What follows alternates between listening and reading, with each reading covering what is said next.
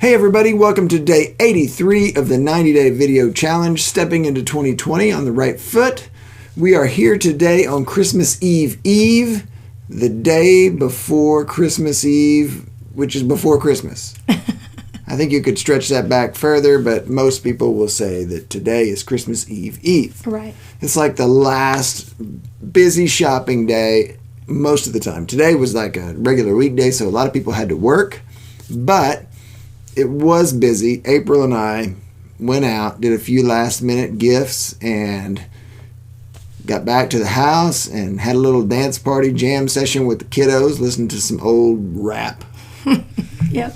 So 90s rap. now the kids are in there all washing out their ears and trying to get rid of all of the cuss words that they say in the songs that we were listening to. So sorry, Jesus.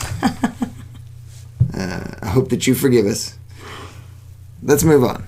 So, tonight, we're going to talk about what we here at Broken to Beautifully Blended believe are the 5 biggest stressors of your Christmas gathering. We're going to start with what we believe of the 5 is the least, and then all the way to the worst, the most stressful thing. So, number 5 was what? Location. Location. They'll tell you in business that's one of the most important things you can have. And in your Christmas gathering, it is also something that can cause you a great deal of stress. Yeah. Because if you have to go to some place that you don't really want to go, then it becomes an issue with a spouse, maybe even with the kids. Well, and it becomes an issue in even just getting to places. Because, like for us, for the first probably 5 or 6 years that we were married, we would go to my family down in South Oklahoma City on Christmas Eve, and then at about 10 or 11, we would drive to Arkansas and to be there on Christmas Day. And that is a lot of stress on a marriage. Mm-hmm. And especially at the time, the kids were 3, 4 to 9.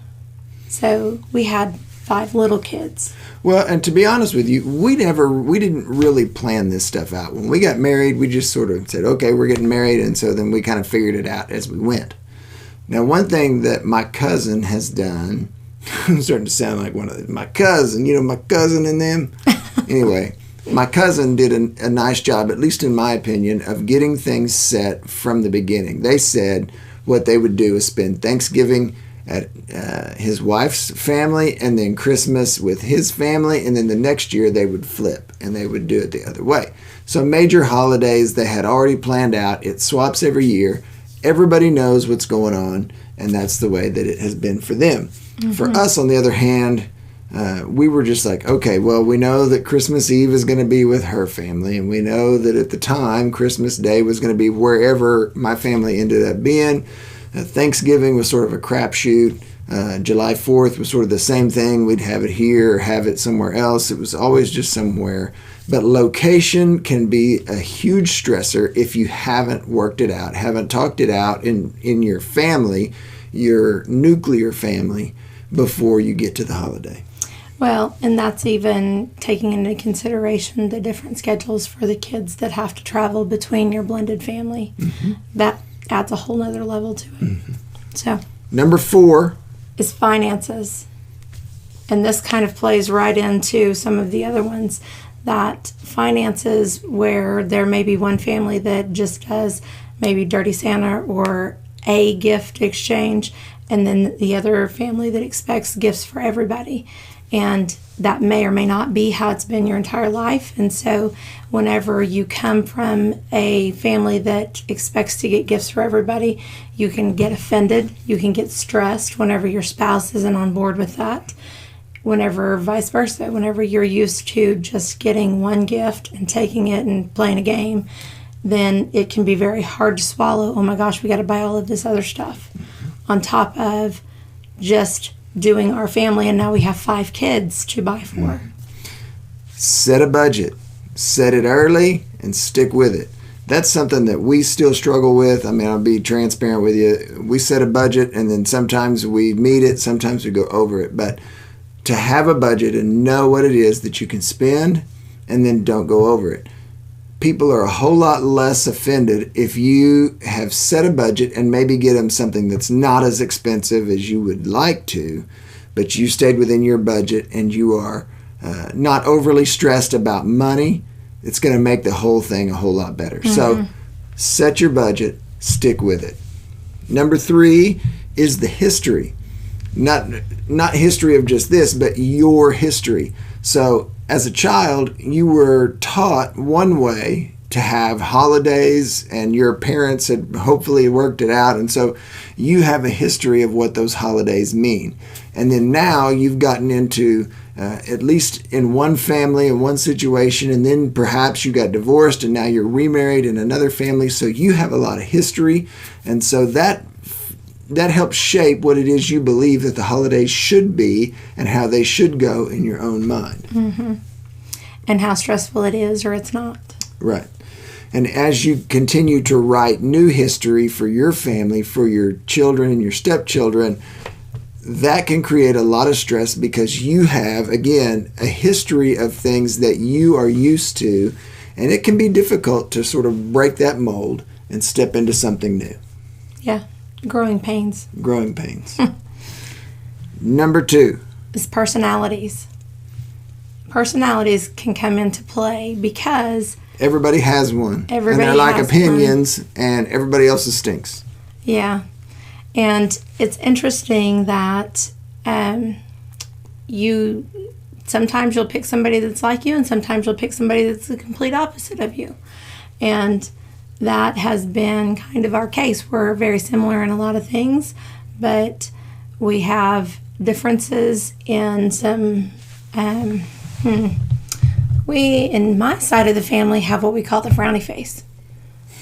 It might be called resting witch face in other people's families, but that can be taken as people not liking you or they're being grumpy, and that's not the case. That's very difficult to understand, especially when we first got married.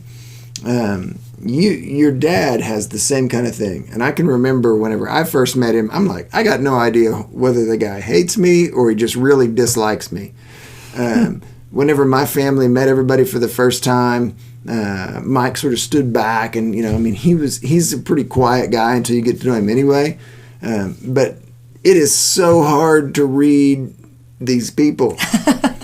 And again, we've been married 11 years, and we walked out of a store today, and I said, "Why are you so grumpy?" She's like, "I'm not grumpy." I said, "It looks grumpy. Your resting bee face is coming out." Yeah. It's bad enough that whenever we were in North Carolina, a photographer said, "More friendly." I'm like, what? And he said, "More friendly." Yeah. So personalities on the other side don't know how to necessarily take me because, again, they're very outgoing and bubbly. Well, and that's sort of like me. I mean, I promise you, her family didn't have any idea how to take me for several years because I make fun of everything. Because I believe that there are so many things that deserve to be made fun of. Life is way too short to be taken so serious. Now, there are times to be serious, and I'll be serious, but that's true. But I promise you, there are times that I'll say just the weirdest, most off-the-wall type stuff because it gets, lightens the mood. Yeah. And it can be hard for people to take. And even personalities, we've talked about our friend Chris, that he and I can say the exact same thing, and everybody will be like, "Rockford, why are you so angry?" And Chris is like, "You're so funny," and it just makes me so angry. Then he becomes angry. Exactly. Personalities are a big deal. So understand, not everybody's like you. Not everybody has had the same experience that you've had. So let's move forward with some grace and just know that if you're doing your best to reach out to other people, to show them love, to show them affection, to show them that you care, then everything's going to be fine in the end, even if their personality is not like yours. Just understand that everybody's different, and it will help you move forward.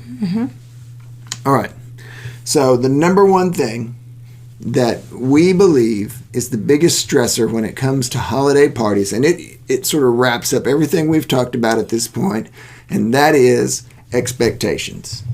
Expectations does wrap up everything because you go in with one expectation, and your communication, whether you've expressed your expectation or not, goes a long way to whether you're going to have a stressful event or not.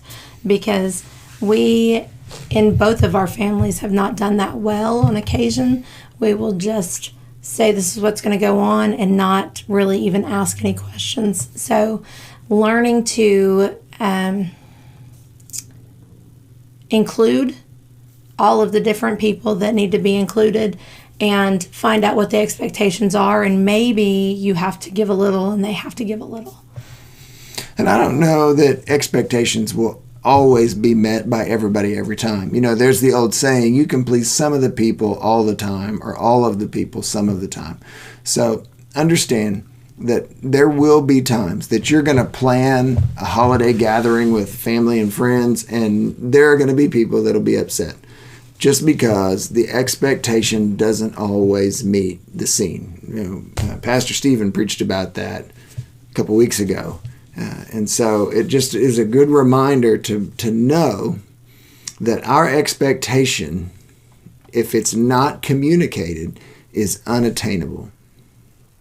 So that's been my word for 2019, was expectation, because I lived for most of my life. I didn't really have any expectations. I didn't set goals or anything like that. And so what I'm learning is that you can set goals and you can have expectations, but you got to be flexible with them, because what you are expecting may not always show up in the way that you think it will. So that's right. Expectations are a killer at times. Well, and remember too that your kids have expectations, and that you need to be helping them to have realistic expectations. Realistic expectations of this is what we're going to do, and maybe your family eats really late, so maybe you need to take some snacks with you so that your kids are not hangry in front of everybody, because then you start to get, nervous and stressed because everything else starts to come off the bus.